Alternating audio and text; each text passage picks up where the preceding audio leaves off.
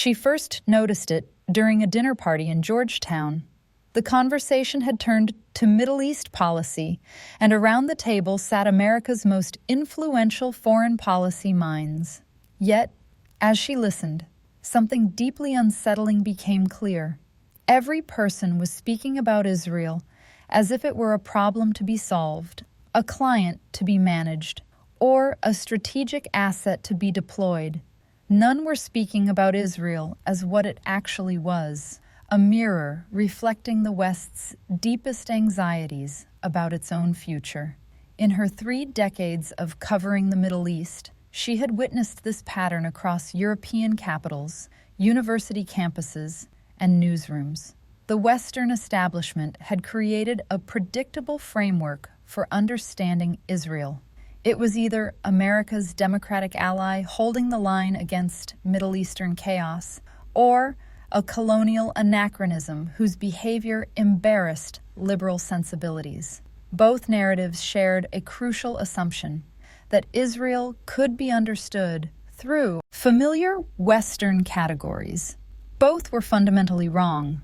The real story of Israel is not about democracy versus authoritarianism, or ancient religious conflicts, or even occupation and resistance. It is about what happens when a modern Western society faces an existential threat so persistent, so intergenerational, that it transforms the very nature of democracy itself. Israel is not an anomaly in the Western world. It is a preview. When Western analysts discuss Israeli policy, they speak in terms of choices. They frame every military operation, every security measure, as rational cost-benefit calculations made by leaders who could pursue alternative policies. This assumes Israeli behavior is driven by ideology, expansionist ambitions, or domestic politics. This assumption reveals profound blindness. It assumes Israel operates from security, making strategic choices about projecting power. In reality, Israel operates from persistent existential vulnerability, making reflexive choices about survival. Consider Israeli treatment of Palestinians. Western critics see colonial domination, settlements, checkpoints, military operations as a powerful state oppressing a weaker population. Western supporters emphasize democratic values and self-defense. Both miss the psychological reality driving Israeli behavior. In the Israeli mind, informed by Jewish historical trauma and Middle Eastern geography, there is no sustainable security. There is only temporary absence of immediate threat. This perspective, formed by 2 millennia of persecution culminating in the Holocaust and reinforced by 7 decades of regional conflict, creates a political psychology Western observers find incomprehensible. When an Israeli security official looks at the West Bank, he sees high ground overlooking Israeli cities from which rockets could target Ben Gurion Airport. Gaza is not a potential Palestinian state, but a launching pad for attacks on population centers. This is not paranoia, but hard-earned wisdom of a people who learned their enemies' stated intentions should be taken seriously. This exposes the first fundamental error in Western analysis. The West assumes Israeli security concerns are manageable through negotiation, international law, and diplomatic frameworks. They believe, with right incentives, Israel could take calculated risks for peace. But you cannot negotiate away trauma. You cannot create binding agreements with existential fear. Israel's security behavior is not strategic in the Western sense. It is biological. This biological imperative explains why Israeli democracy looks different from Western counterparts.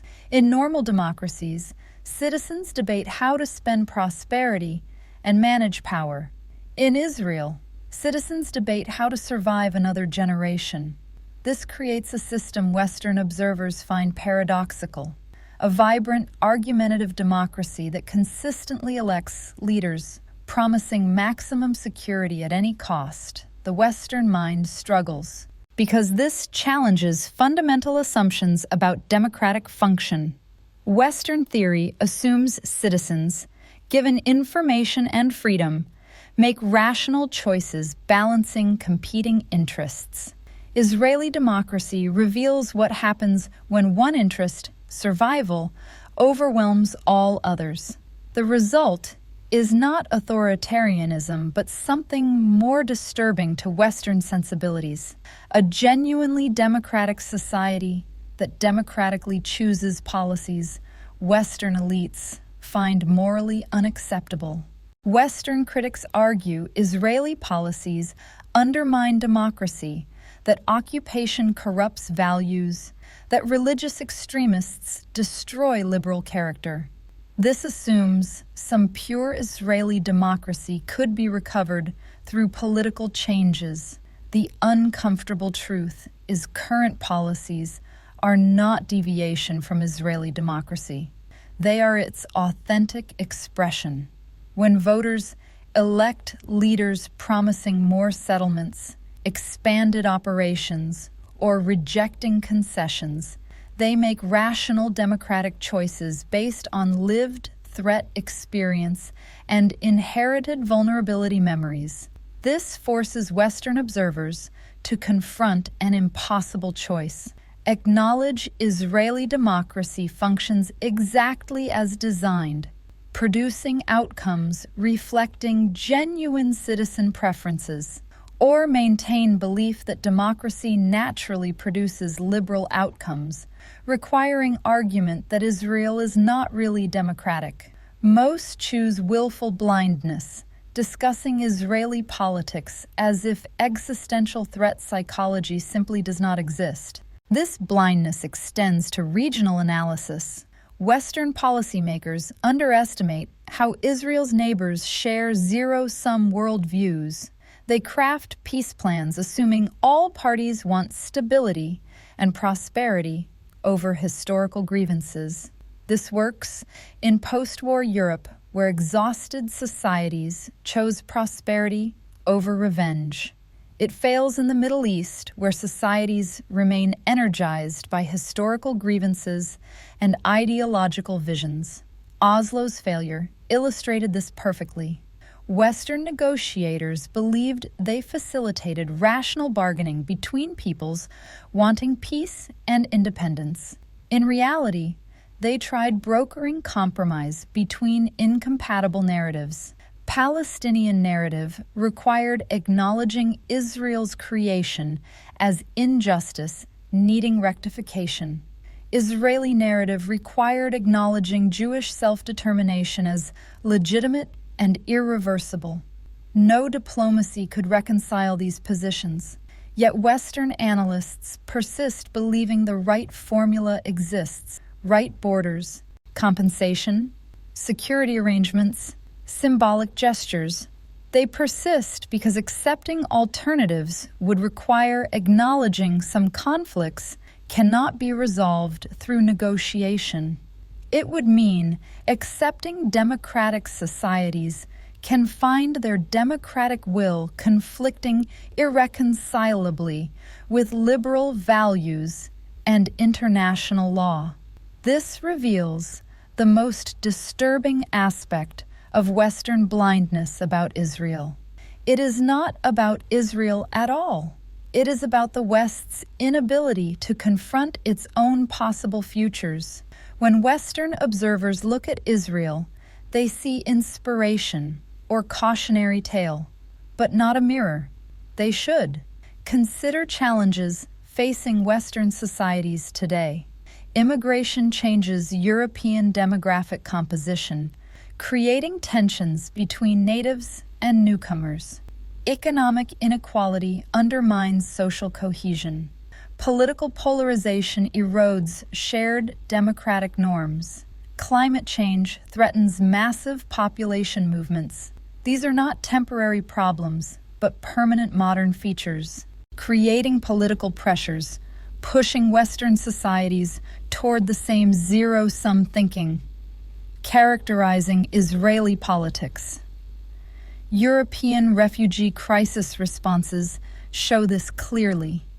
Humanitarian impulses to welcome persecution victims collided with public concerns about cultural change and economic competition. This produced populist movements promising to protect native populations from foreign influence. These movements are not anti-democratic, but expressions of democratic will challenging liberal assumptions about openness. American responses to economic dislocation follow similar patterns. Globalization and technological progress promises benefiting everyone shattered against reality, creating winners and losers. The losers used democratic power, electing leaders promising protection over prosperity.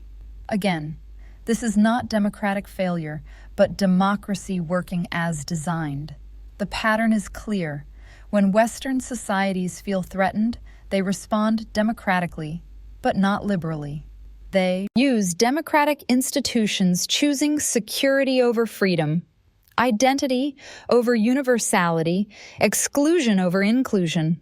They become, in other words, more like Israel. This is why Western analysis of Israel is consistently wrong. It is not analysis, but psychological projection.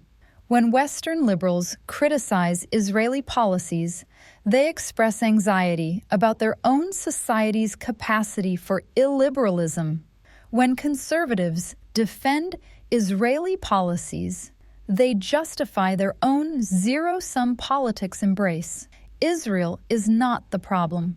Israel is the mirror showing Western societies what they become under pressure, and that reflection is too uncomfortable for most to acknowledge.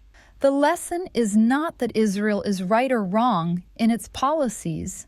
The lesson is that democracy, under persistent existential pressure, produces outcomes that liberal democratic theory cannot predict or easily control. Western societies, now facing their own versions of existential pressure from immigration, economic disruption, and cultural transformation, are beginning to make their own versions of Israeli choices. They are choosing identity over universality, security over openness, survival over ideological purity. The question facing Western democracies is not whether this transformation is morally good or bad. The question is whether Western political and intellectual elites will continue to avert their eyes from the mirror that Israel holds up, or whether they will finally confront what it shows them about the future of their own democratic institutions under pressure.